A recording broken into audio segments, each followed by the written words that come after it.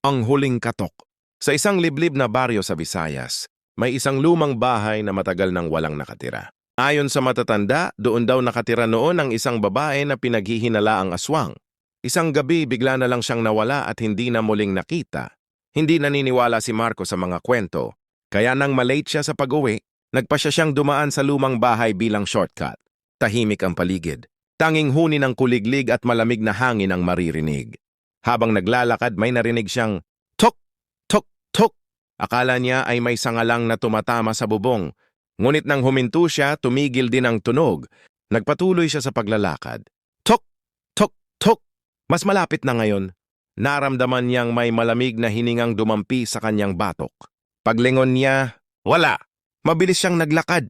Biglang may matandang babae sa gilid ng daan. Anak, mahina nitong sabi, huwag kang lilingon kapag may tumawag sa pangalan mo. Hindi na siya sumagot at nagpatuloy sa paglalakad. Ilang segundo lang ang lumipas.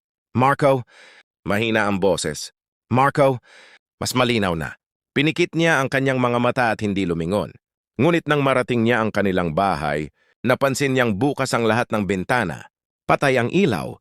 Tahimik. Pagpasok niya, nakita niyang nakaupo ang kanyang ina sa dilim. Ne? Tanong niya. Dahan-dahang tumingin ang babae. Ngumiti ito. Ngunit ang mga mata nito ay puro itim. Unti-unting bumuka ang bibig nito hanggang umabot sa magkabilang tenga. At saka nito sinabi, salamat sa pag-uwi. Gutom na ako. Kinabukasan natagpuan na lamang ang bahay na walang tao.